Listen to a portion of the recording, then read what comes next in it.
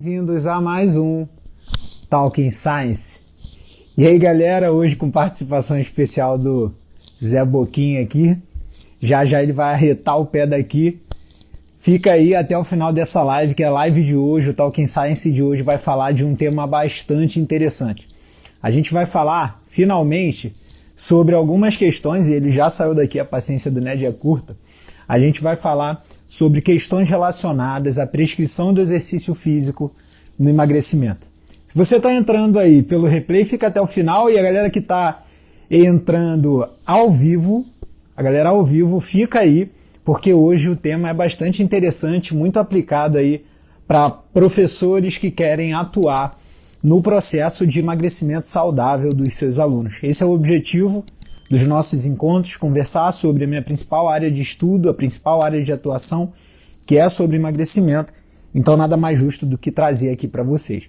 Bom, vocês que estão entrando aí, já estou vendo 20 pessoas ao vivo, comentem de onde vocês são, é sempre legal saber, né, de onde vocês estão me ouvindo.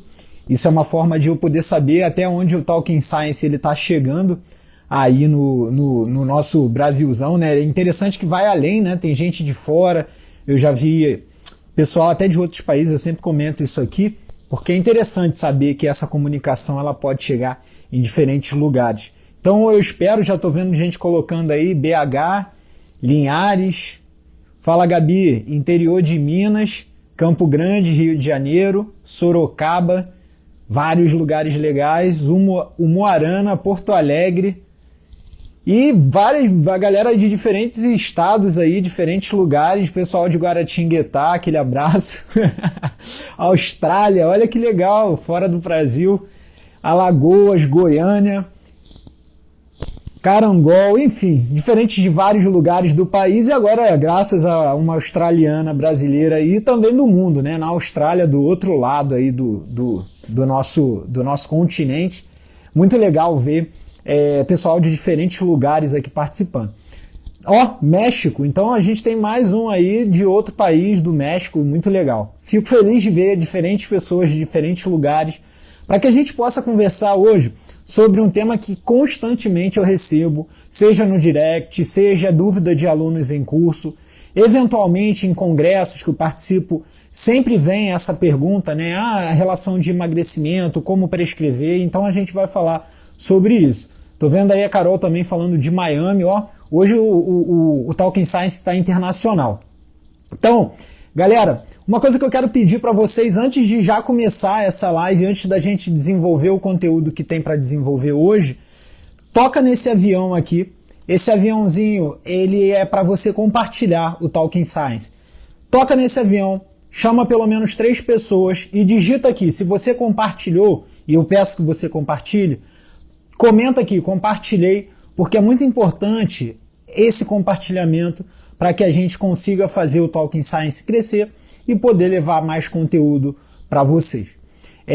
Compartilhem, é importante isso acontecer. Eu vou beber uma água aqui enquanto vocês compartilham. E já compartilhando, o Ricardo colocou aí, já fazendo, uma vez que vocês compartilharem, a gente já começa já o Talking Science e a gente vai falar hoje sobre prescrição no emagrecimento e por onde a gente deve começar.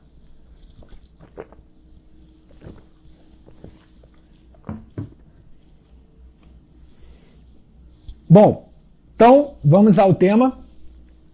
Prescrição de exercício no emagrecimento. Afinal, por onde começar quando a gente fala de exercício no emagrecimento? E é legal falar sobre esse tema, porque, por exemplo, uma das minhas alunas, e vamos dizer assim, acabou de entrar, Renata, e eu fiz exatamente isso que eu vou comentar com vocês, que deve ser dado como passo inicial para o processo de emagrecimento, que é você sentar com o aluno e entender a realidade do aluno. Então é você tentar entender a realidade. Muito obrigado, Carol, Gustavo, a todo mundo que está compartilhando aí. É tentar entender a realidade desse aluno. Então, quando a gente fala de prescrição do exercício no emagrecimento, é muito importante deixar claro que emagrecimento não é uma capacidade física. Isso é importante deixar claro. Portanto, não é uma variável direta do exercício.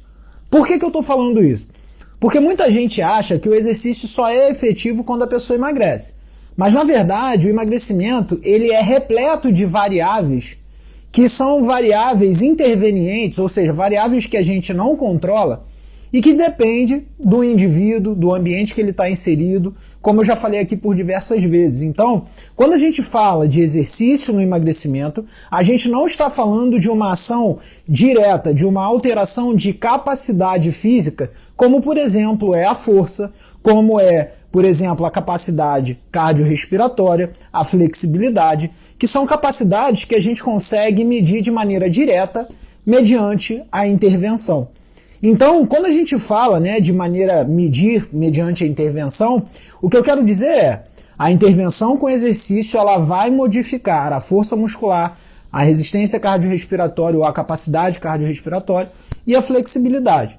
Mas o emagrecimento não se modifica somente com exercício. Então, o primeiro ponto que eu estou querendo deixar claro para vocês aqui é a prescrição do exercício voltada para o emagrecimento não necessariamente se baseia em medir o quanto peso foi perdido ou o quanto de músculo que foi ganho. Se faz necessário primeiro olhar para o indivíduo para depois mensurar as capacidades físicas que podem ser desenvolvidas com o treinamento. Então a gente vai falar sobre isso hoje na live, já deixando claro que medir emagrecimento, medir o quanto peso se perdeu ou o quanto de gordura se foi mobilizada, pode ser uma medida para o seu aluno, pode ser que ele adote isso como rotina, mas isso por muitas vezes pode mascarar o real efeito do treinamento. Uma vez que o treinamento ele vai influenciar de maneira direta e indireta sobre a capacidade física e não necessariamente sobre o quanto de peso que alguém perdeu. Vamos conversar um pouco mais sobre isso. Então, o primeiro ponto que eu quero abordar com vocês agora é para quem pensa no emagrecimento, para o seu aluno que pensa em emagrecimento, por onde começar? Por onde começar quando o indivíduo pensa em emagrecer? Quando o indivíduo pensa em emagrecer e ele chega para mim ou para você, professor, o primeiro ponto que a gente tem que fazer é trazer à memória. Trazer à memória aquilo que fala sobre a realidade desse indivíduo. E a esse termo, a gente tem aí o termo anamneses. Ana vem do trazer de volta, mneses vem do memória. Então, a anamnese é fundamental para que você conheça o indivíduo que você vai trabalhar.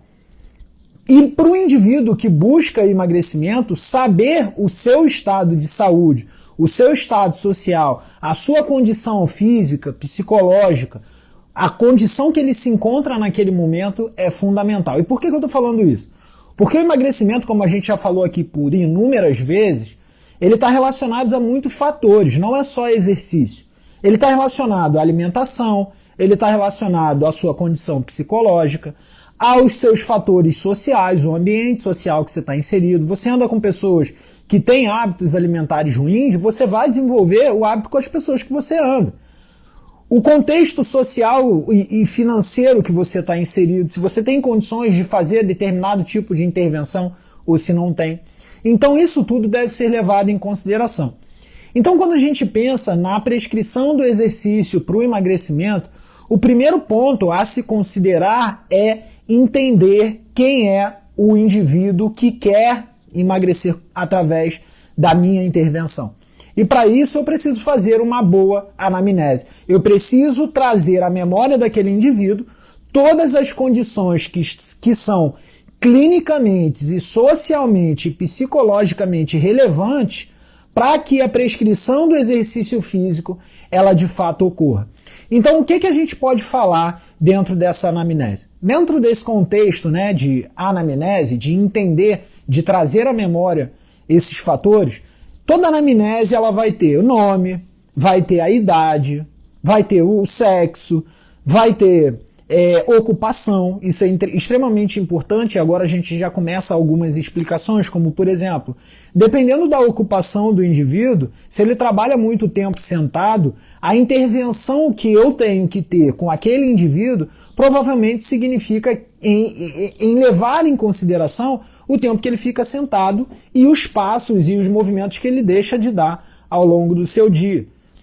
Outras considerações que devem ser levadas em considerações: questionário que são validados cientificamente, como por exemplo o Parquet, que é um questionário de estratificação de risco, aonde se esse indivíduo ele apresentar qualquer tipo de resposta positiva a esse Parquet, que leva em consideração se esse indivíduo já sofreu de algum mal súbito, se ele já teve dor no peito, se ele já desmaiou, se ele sente dor em alguma região ou já passou por alguma cirurgia, se ele toma remédio controlado.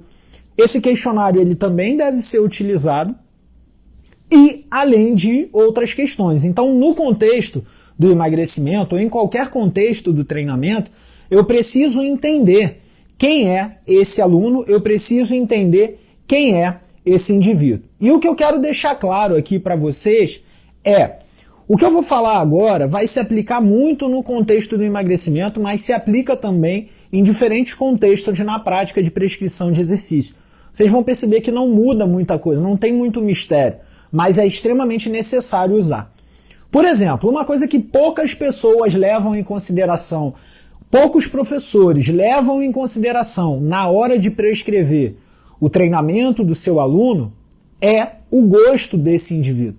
Então, uma pergunta que eu faço muito para os meus alunos e para quem passa por esse processo comigo é: o que você gosta de fazer? E não você tem que fazer isso.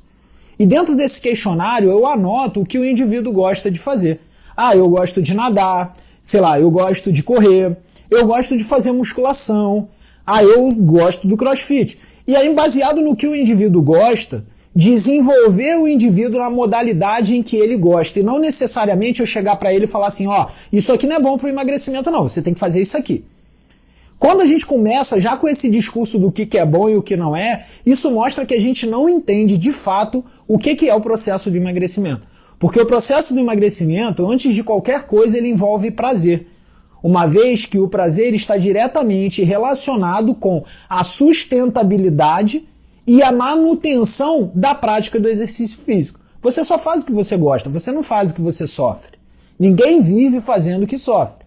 Então, dentro dessa anamnese, dentro desse questionamento, eu preciso levar em consideração o que ele gosta. E aí, se ele gosta, por exemplo, de musculação, dentre os exercícios, eu gosto de musculação. Imagine um caso hipotético aqui que eu estou dando. Dentro desse contexto do que ele gosta de musculação, vem uma segunda pergunta. Na musculação, quais exercícios, se você já teve a experiência com a musculação, você gosta, e quais exercícios você tolera e quais exercícios você não suporta? E você anotar principalmente o que o indivíduo gosta e aquele que ele não suporta. Pelo menos uns 3 ou 4. Porque na hora de você estruturar o programa de treinamento desse indivíduo, da hora que nós professores estruturamos o programa de treinamento desse indivíduo, nós devemos levar em consideração o que esse indivíduo gosta. Seja o exercício, seja a modalidade, melhor dizendo, seja o exercício. Se esse indivíduo ele gosta de agachamento, mas ele não gosta de passada, não tem porquê, numa série de treinamento, eu ficar enchendo esse indivíduo de passada. Não vai ser uma passada que vai mudar por completo alterações, padrões de movimento, ativação de grupo muscular ou características mais específicas que vão fazer com que esse indivíduo emagreça, ganhe força ou deixe de ganhar. É claro, e salvo em condições de atletas que precisam de adaptações específicas ou de refinos, que são necessários essas intervenções, mas em indivíduos normais, seres humanos normais, que vivem do dia a dia, que buscam emagrecer no seu dia a dia, a gente tem que levar em consideração o que o indivíduo gosta. Não é simplesmente você tem que fazer isso, e se você não fizer isso eu também não vou mudar, porque quem manda aqui sou eu. Esse tipo de postura é uma postura que não condiz com a prática sustentável do aluno. O que eu estou querendo dizer também é que o aluno, ele tem que fazer o que ele gosta, mas nem tudo tem que ser o que ele gosta. Por vezes é necessário fazer exercícios que o aluno pode não gostar. E aí, dentro dessa intervenção, é importante você colocar um exercício que ele gosta antes, um que ele mais ou menos não goste e um que ele goste. Aí você deve estar pensando assim, Léo, você está planejando, então, a sessão de treinamento com base no gosto do aluno? Sim, mas não é só no gosto. Eu tenho que pensar com base nos princípios de treinamento, na hierarquização do treinamento, no planejamento racional de grupos ou cadeias musculares que vão trabalhar. Eu tenho que levar em consideração vários fatores. Muitos fatores, vocês professores que estão aqui, eu não vou entrar em detalhes, já conhecem, que está relacionado à hierarquização do treinamento, mas o que eu quero dizer é que dentro desse contexto de hierarquização é possível você planejar um treinamento hierarquizado, bem estruturado e que leve em consideração os exercícios que esses alunos gostam. Isso é fundamental para que o aluno tenha prazer e pratique a série que você prescreveu. Você já parou para pensar? E agora é uma pergunta que não precisa ser respondida até porque vocês não têm como falar. Mas, parem para pensar comigo aqui. Professores principalmente, alunos que já têm série em mente. Professor, quando chega para treinar e ele quer fazer um treino diferente, ele chega para o outro professor e fala assim, passa um treino para mim aí. Porque se esse professor for fazer o treino que ele faz, ele vai sempre optar pelos exercícios que ele gosta. Isso é um viés de seleção de exercício. Então, se nós temos esses vieses com nós mesmos, de escolher os exercícios que gostamos, por que não usar dos exercícios que os alunos gostam para prescrever um treinamento de forma consciente e prazerosa para aquele aluno? Então, percebam, isso eu estou falando só de anamnese. Levar em consideração a modalidade e o exercício que esse aluno gosta. Um outro ponto a se considerar, ainda dentro desse contexto, né, de anamnese, é saber histórico clínico do indivíduo. E o que isso significa? Na nossa anamnese, a gente precisa saber se esse indivíduo ele tem doenças crônicas degenerativas, e o que são elas, né? Por vezes as pessoas ficam muito em dúvidas, então vou dar um exemplo. Esse indivíduo ele é hipertenso, ele tem diabetes, ele tem alguma patologia que possa ser agravada pela prática do exercício ou que possa não ser agravada, mas possa ser descompensada pela prática do exercício. Isso precisa ser levado em consideração. E quando isso ocorre, a prescrição do exercício ela deve ser baseada em minimizar os riscos que esse indivíduo tem. Outro ponto a se considerar dentro desse contexto de patologias. Não que, vamos pensar, por exemplo, eu vou dar o exemplo que eu usei aqui no café da tarde com a Carol, que é o diabetes tipo 1, diabético tipo 1. Imagina você que o seu aluno seja diabético tipo 1 e você não perguntou isso no seu primeiro dia de anamnese. E aí, todo dia de manhã, ele vai lá, toma o café dele e ele injeta a insulina dele no membro inferior, na coxa, por exemplo. Ao invés de injetar no abdômen, na subcutâneo, né, que eu digo, na região abdominal, mas ele vai lá e injeta na região da coxa. Vocês acreditam que essa condição de um indivíduo diabético tipo 1 que faz uso de insulina, se não for levada em consideração na prescrição do treinamento desse indivíduo, isso não pode agravar o quadro o risco desse indivíduo ter hipoglicemia? Principalmente pela ação, não que a insulina ela tem uma ação local, ok? Mas que ao colocar a insulina naquela região e ao estimular a contração daquela região, ainda que a insulina seja colocada de forma subcutânea, eu tenho ali uma condição em que há um aumento da captação de glicose e associado com o exercício, que aumenta a captação de glicose, eu posso gerar uma hipoglicemia nesse indivíduo. Então eu tenho que levar em consideração todo o histórico clínico do meu aluno. Todo o histórico clínico, inclusive os fatores relacionados ao ambiente social. Então eu vou dar um exemplo. Você tem que acordar e você tem que fazer um exercício ao acordar 7 horas da manhã. Ok, mas esse cara tem que estar no trabalho às 8. Como que esse cara se exercita? Então, dependendo da condição, e aí agora eu vou dizer um ponto que é muito comum aqui no Rio de Janeiro, se você levar em consideração o indivíduo que mora, a rotina adotada por um indivíduo que mora na zona sul do Rio de Janeiro, e a rotina de exercício adotada por um indivíduo que mora na Baixada Fluminense, no Rio de Janeiro, são completamente antagônicas. Enquanto o cara na Zona Sul acorda de manhã cedo para correr, ele faz um café da manhã balanceado, o cara da Baixada Fluminense, na sua grande maioria, e eu falo isso em geral, ele acorda, come um pão com manteiga, um café, ou seja, uma refeição nutricionalmente pobre. Não estou crucificando o pão, mas dizendo que a variedade nutricional é pouca. E ele não vai se exercitar, pelo contrário, esse cara, por muitas das vezes, ele já acorda sob estresse, tendo que pegar uma condução pública para chegar até o seu local de trabalho, para conseguir trabalhar, e todo esse estresse vai modificando completamente o seu ambiente fisiológico, de caráter que parte das suas emoções associadas ao estresse resulte no descompensar, seja na comida, seja no hábito de, eu não vou me exercitar, eu mereço ficar em casa descansando. Então, quando a gente pensa nesse contexto social, é muito fácil eu dizer para o cara que acorda 6 horas, 8 horas da manhã, toma um café e vai fazer exercício, que ele tem que fazer dieta e se exercitar. E é muito difícil eu dizer para o cara que mora numa condição mais pobre, vamos dizer assim, que ele tem que fazer dieta e se exercitar. Para ele a prioridade é trabalhar para sobreviver. Então, quando a gente pensa nesse contexto, pensar em emagrecimento é levar muitas coisas em consideração. Vamos continuar sobre as questões da anamnese.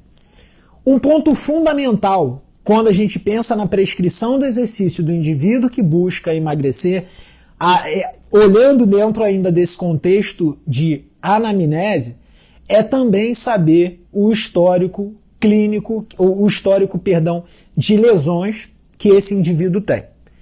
Isso é um ponto a se considerar. Por quê? Porque é muito comum também o cara que busca emagrecer associar emagrecimento a correr na esteira ou correr na rua. Hoje é cada vez mais fácil, né? Eu quero emagrecer. O cara tá comendo besteira todo dia, mas ele enfia o tênis no pé e vai correr, ainda que em sobrepeso, com refeições irregulares, ainda que com alimentação inadequada, com hábitos extremamente deletérios. E aí o que acontece é o seguinte: a incidência de sobrecarga nas articulações, principalmente em indivíduos que estão sobrepesos ou obesos e acham que emagrecer é apenas sair para a rua e correr, acaba sendo maior. Por quê? Esse indivíduo ele vai correr, ele não vai emagrecer porque ele não está tendo ajuste das outras variáveis intervenientes que vocês já entendem bem, ou seja, nutrição, psicológico, social, fatores relacionados ao sono. Então ele vai correr, e aí ele percebe que ao correr ele então não está emagrecendo. Então ele, além de correr constantemente, aumentando a incidência e a frequência de sobrecarga nas articulações, principalmente de membros inferiores, esse indivíduo ele acredita que para ele emagrecer ele tem que correr mais. Não é o contínuo que emagrece, é o HIIT, então eu tenho que correr em alta intensidade. Aí o que ele faz? Esse indivíduo que além de ter um despreparo de força muscular, está em condições inflamatórias, alimentares, em condições inadequadas, ele aumenta a velocidade da corrida, achando que ele vai emagrecer mais. E aí ele percebe que não, que mesmo assim ele não emagreceu. Então ele chega à conclusão do seguinte ponto: eu sou uma pessoa que tem um metabolismo lento. No final, culpa o metabolismo que está tudo certo, e aí, ou então a genética, né? Culpa o metabolismo e a genética. Não estou querendo dizer que não tenha o seu papel, mas estou querendo dizer que a assertividade ainda precisa ser colocada em xeque, porque nesse contexto ainda não tem assertividade de intervenção. O indivíduo que busca emagrecimento, o indivíduo que busca começar a experimentar as modificações na composição corporal, nos hábitos, seja em todo o contexto amplo do emagrecimento, quando a gente pensa na anamnese, o Gustavo botou aí, a tireoide, é muito comum, o Gustavo. Tá com dúvida, hipotiroidismo. Pronto. Aí toma logo lá os remédiozinhos da tireoide e todo mundo acha que emagreceu porque estava com hipotiroidismo. Aí depois vai ter várias complicações no eixo hipotálamo, hipófise e tireoide aí. Bom, dentro então, voltando para esse contexto do indivíduo que quer emagrecer e começa a correr, a grande questão que eu deixo para você é: se você quer emagrecer antes de começar a correr, procura um profissional, velho. Vai por mim. Economiza tempo, economiza dinheiro, economiza articulação. Até porque, como já dizia Pedro Bial, né, cuide dos seus joelhos, passe em protetor solar. Procurem profissional. Por que eu estou falando isso? Porque não está, nem em hipótese alguma, ainda que o exercício aeróbio, a corrida tenha vários benefícios no quesito funcional do organismo, aumente a longevidade e tenha vários aspectos relacionados ao aumento da sobrevida, quando você corre pensando em emagrecer, e aí você busca modificar sua composição corporal, você precisa ter um preparo prévio para receber a sobrecarga daquela corrida. Afinal, quando você corre, você incide uma alta sobrecarga sobre o seu joelho. E essa sobrecarga repetitiva, frequente, em condições de sobrepeso, podem vir a gerar danos deletérios no menisco. E o menisco, para quem não sabe, é um coxim cuja função é a coaptação da cabeça do fêmur, do côndilo femoral na tíbia. Então, aqui no joelho tem lá o seu menisquinho que absorve o impacto. Então, para reduzir essas incidências de impacto, é fundamental o trabalho de força, é fundamental reduzir o peso para que o impacto sobre a articulação seja menor. E aí, qual é a intervenção que você dá? Qual é o ponto a se considerar dentro desse contexto de anamnese, intervenção e exercício? No contexto de anamnese, o ponto fundamental é, se na sua anamnese você observou que o teu aluno ele busca o emagrecimento, então, eu tenho por objetivo reduzir gordura corporal, aumentar a massa muscular e desenvolver novos hábitos com exercício. Opa! Novos hábitos. Então, se é hábito, tem que ter prazer. Se tem que ter prazer, eu tenho que fazer parte disso algo que ele gosta. Então, já pensa naquilo que a gente falou sobre modalidade que o indivíduo gosta e sobre exercícios que o indivíduo gosta. Dentro do contexto de mudança da composição física, a gente precisa de outros profissionais. Graças a Deus, existem vários profissionais que podem atuar nesse contexto. Não venha dar o sabichão, como eu já vi em muitas condições, de professor de educação física querer orientar quanto à nutrição do aluno.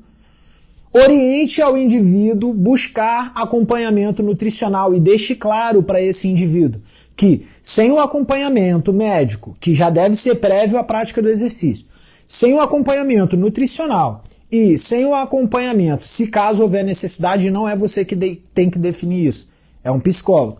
Psicológico, parte do processo de emagrecimento desse indivíduo pode ser comprometido.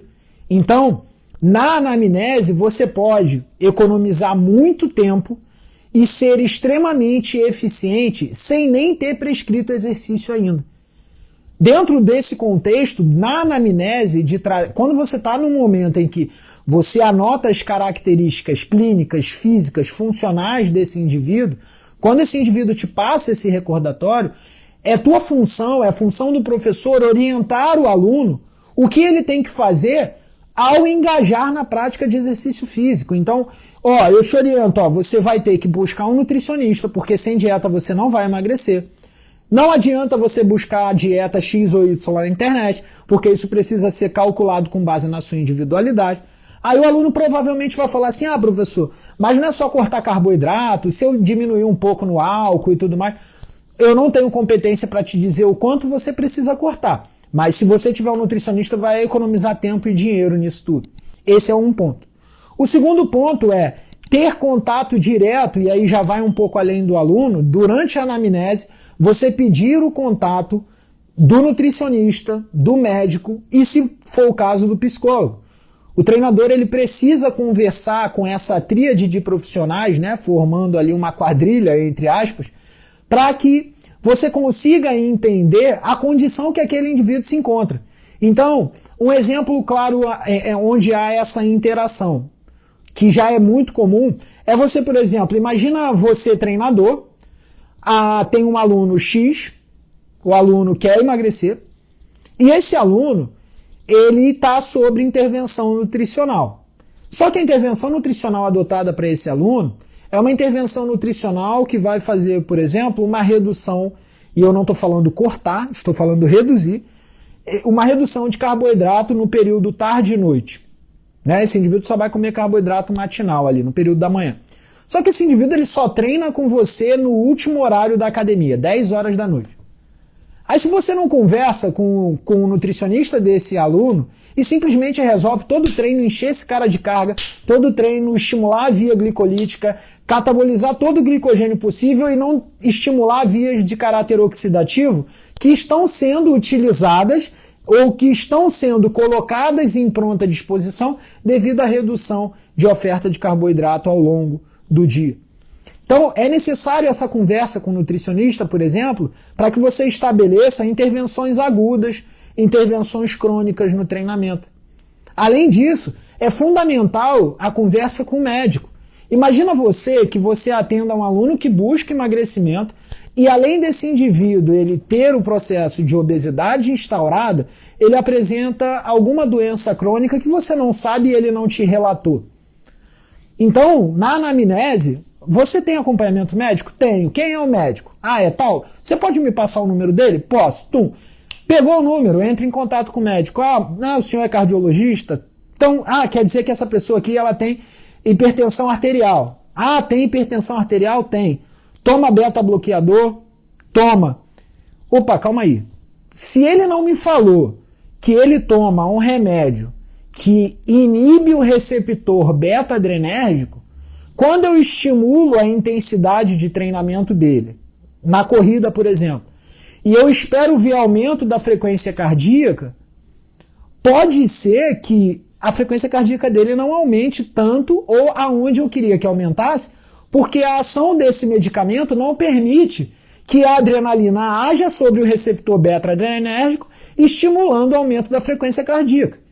Então, olha como a interação com o médico é extremamente importante. Se o indivíduo não relata um medicamento que ele utiliza, a interação do medicamento com esse indivíduo pode atrapalhar ou pode colocar em risco a vida desse aluno. Olha quanta coisa tem que ser levada em consideração. E a gente nem começou, a gente está apenas falando da abordagem inicial. A gente está apenas falando de saber o que o aluno vai levar até você. Então, a intervenção multiprofissional é importante e na sua anamnese, professor, é fundamental você recomendar o trabalho com médico, o trabalho com nutricionista, o trabalho com psicólogo, se possível, de especialista nesses quesitos relacionados a comportamento, emagrecimento, porque existe esse tipo de especialidade, e o seu trabalho. Não assuma a completa responsabilidade de um fenômeno que nem a ciência consegue explicar em apenas um ponto. Muito pelo contrário, cada vez mais a abordagem relacionada ao emagrecimento é uma abordagem multifatorial. Fatores que devem ser colocados na sua anamnese. Medicamentos que esse indivíduo usa. Isso é importante. Você precisa saber quais remédios esse indivíduo toma e saber os efeitos. A farmacologia é importante para que você entenda se o exercício pode interferir na relação medicamentosa. Esse é um ponto importante. Outros pontos a se considerar: histórico familiar. A obesidade, ela além de ter uma característica genética, a obesidade ela tem também uma característica ambiental. Então ela tem uma característica que é de cunho genotípico, genético, e fenotípico, que é baseado na interferência com o ambiente. Então uma família de indivíduos obesos tende a ter um filho obeso, desde antes do nascimento. A concepção de uma criança obesa, ou de uma criança entre pais e mães obesos, aumentam a chance dessa criança desenvolver obesidade infantil e obesidade na fase adulta. Isso já está descrito na literatura e o termo que vocês podem usar em inglês se chama metabolic printing, que é como se fosse uma marca metabólica gerada por alterações epigenéticas, silenciamentos, alterações metabólicas que fazem com que essa criança já passe por processos de alteração no seu metabolismo e, consequentemente, desenvolvendo fatores que vão pré-condicionar ela a ser obesa. Então, o fator ambiental e o fator genético, o histórico familiar, deve ser levado em consideração. Por que deve ser levado em consideração? Por causa da obesidade no caráter genotípico, fenotípico, e para que se entenda o hábito adotado por aquela família. Não adianta aquele indivíduo ele ir para o seu treinamento, treinar com você, e ao chegar em casa, os hábitos alimentares, as rotinas, as confraternizações, o estar feliz se resuma a sempre comer e comer em alta densidade e alta densidade calórica. Então, isso precisa ser trabalhado e não vai ser do dia para a noite que isso vai mudar. Então, é uma coisa que precisa ser, ao longo do tempo, cada vez mais reforçado a importância da mudança do hábito como um todo. Além da obesidade, né, a gente pode listar uma série de outras condições que são de caráter genético e que podem ser passadas, por exemplo, de mãe para filho, de pai para filho, ou seja, de gerações em gerações.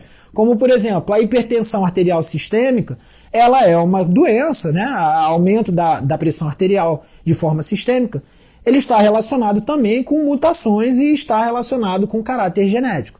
Assim como vários tipos de câncer, diabetes e dentre outras condições já descritas, doenças neurológicas, doenças neurodegenerativas. Então, o histórico familiar de doenças do seu aluno, ele tem que ser levado em consideração. Em resumo, quando a gente fala de prescrição de exercício, afinal, por onde começar? A resposta dessa conversa vem aqui. A prescrição do exercício, ela começa na anamnese. Guardem isso. A prescrição do exercício começa na anamnese. A prescrição do exercício começa em trazer à memória do seu aluno e ao seu conhecimento todo o histórico familiar,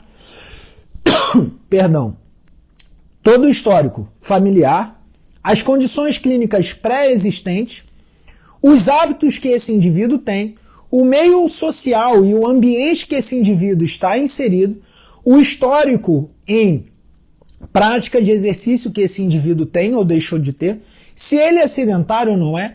Então, conhecer o seu aluno, saber o que ele gosta, conversar com o seu aluno, entender o que, além do que é necessário, mas sim o que ele gostaria de fazer, é fundamental para que uma boa sessão de treinamento comece a ser prescrita e, mais do que isso, para que novos hábitos venham a ser instaurados.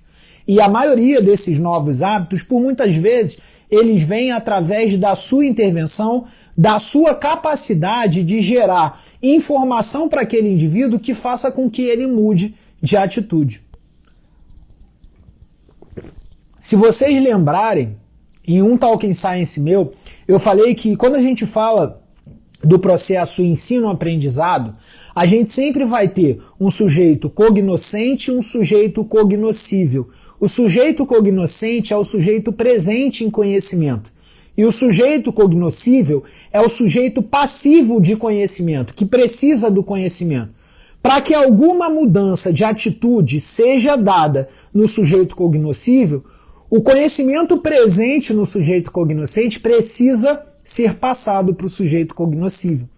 Por isso, a importância de orientar e de ensinar os nossos alunos não só quanto à execução do movimento, mas da importância do exercício físico e sobre esse processo de emagrecimento.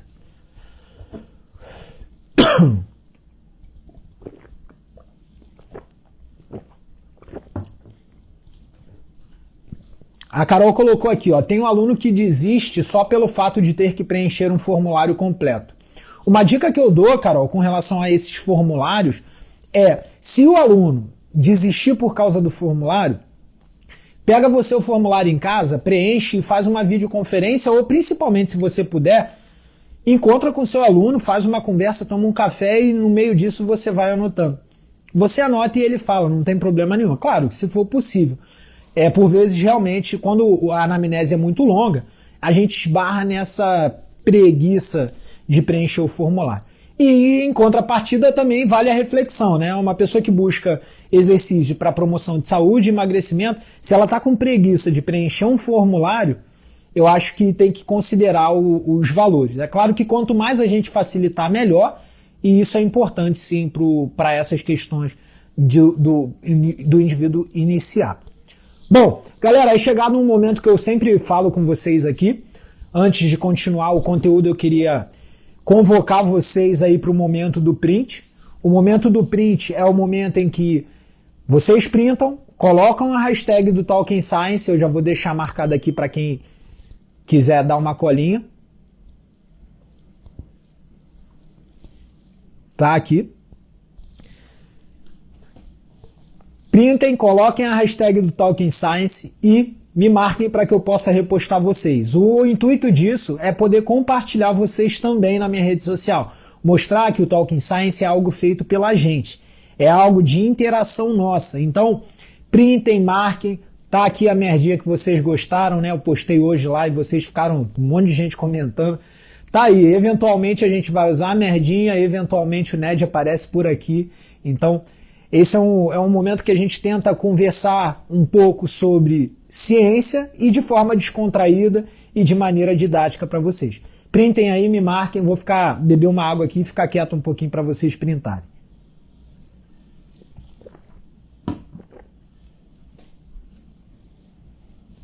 Bom, feito o momento do print, como eu sempre faço, né, abro para as perguntas. Vou abrir aqui, tem um ponto de interrogação aqui embaixo, ó. Se quiser, mandem perguntas aí. Eu vou dar uma olhada nas perguntas que me foram enviadas via direct e vou colocar aqui para vocês, ok? Olha só que interessante, né? O Thales, ele colocou anamnese e pesquisa minuciosa sobre o aluno, hábitos, comportamentos e etc. Isso resume a conversa de hoje. Perfeito, Tati. É fundamental que se tenha uma boa anamnese, um bom conhecimento de quem é, sobre o que essa pessoa gosta e o que pode ser desenvolvido para essa pessoa que busca treinar com você. Professor que quer ter aluno de forma constante e sustentável precisa conhecer o seu aluno. Afinal, galera, não adianta ser um bom profissional se não for um bom ser humano. Então, de ser humano para ser humano, é necessário que haja uma interação e uma interação afetiva onde você se coloque no lugar do outro e entenda a necessidade do outro. Isso é fundamental nesse processo de emagrecimento. Vamos para outra questão aqui que foi levantada. O Jorge mandou assim: processo de avaliação para melhor entender as necessidades do cliente. A anamnese já é um ato de dar valor, né? Quando você começa a entender o histórico desse indivíduo, você já começa a classificar os riscos desse indivíduo. Como intervir, aonde intervir, mas sem dúvida é fundamental uma avaliação físico e fisiológica para que se entenda qual é a condição desse indivíduo. Então, por isso que é importante a interação com o médico, com o nutricionista. Uma vez que haja essa interação com o médico, a avaliação médica no seguinte sentido: sintomatologia e histórico clínico do paciente, ele pode passar para você. Um outro ponto a se considerar são os exames clínicos laboratoriais, muito importante, professor de educação física, saber entender exames clínicos laboratoriais, saber o que é uma hemoglobina glicada, o que significa um cortisol elevado, uma testosterona baixa, entender as análises plasmáticas desse indivíduo, por exemplo, os níveis de colesterol, se está alterado, se não está, isso pode impactar na rotina do exercício.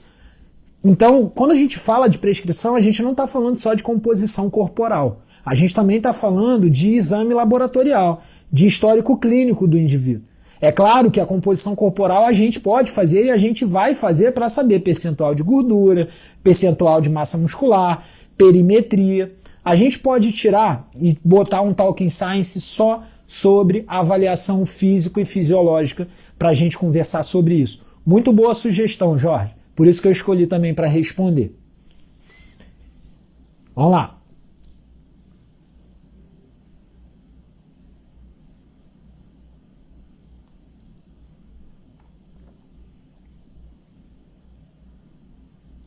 Teve essa pergunta aqui, ó, do Elmo. Ele botou assim: por que não devo treinar musculação todo dia?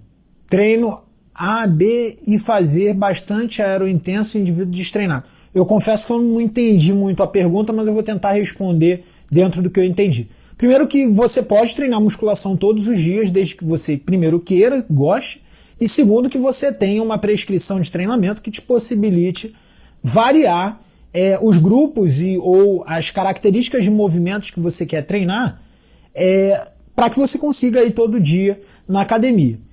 Fazer bastante aeróbio intenso não significa emagrecimento, viu?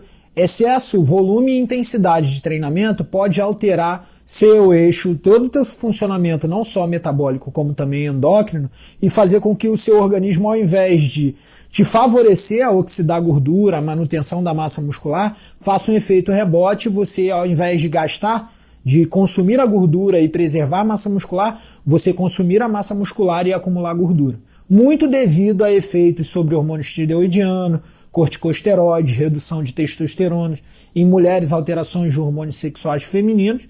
Então, nem sempre intensidade e volume frequentemente vai resultar em emagrecimento. É muito além do que essa lógica linear de quanto mais eu faço, mais emagreço.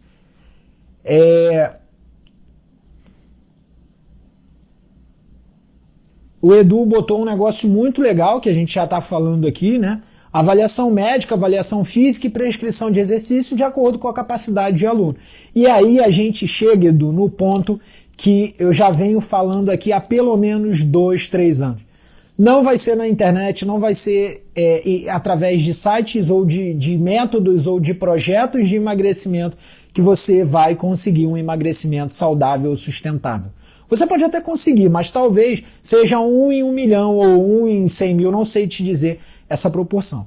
A probabilidade é bem baixa, porque quando a gente fala de emagrecimento saudável e sustentável, a gente está falando, cara, de algo individualizado. E por isso a avaliação médica, física, nutricional é de indivíduo para indivíduo. Não dá para sair por aí prescrevendo receita de bolo, partindo do princípio que todo mundo tem o gasto calórico basal, que todo o organismo funciona da mesma forma, que toda secreção de hormônio em resposta ao exercício é igual em todos os indivíduos.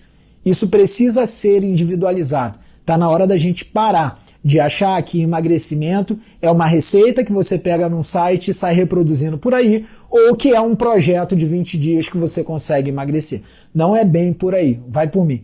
Vai muito além disso aí que a gente está falando e está totalmente de acordo. É necessário essa avaliação médica, física, psicológica, nutricional. E aí vocês devem, né? Isso é um ponto legal, que vocês devem estar se perguntando assim: pô, Léo, e quem não tem grana para fazer isso tudo? Como é que faz? Galera, o Sistema Único de Saúde, a gente vai fazer uma live em breve sobre isso, ele disponibiliza um assistencialismo para indivíduos que buscam tratamento de obesidade e emagrecimento. Isso aí está na cartilha do SUS, do combate a uma pandemia global, que é o combate da obesidade. Isso vale a pena ser levantado. Em breve a gente vai falar disso por aqui. Deixa eu ver se eu consigo trazer o convidado que eu quero trazer, tá bom?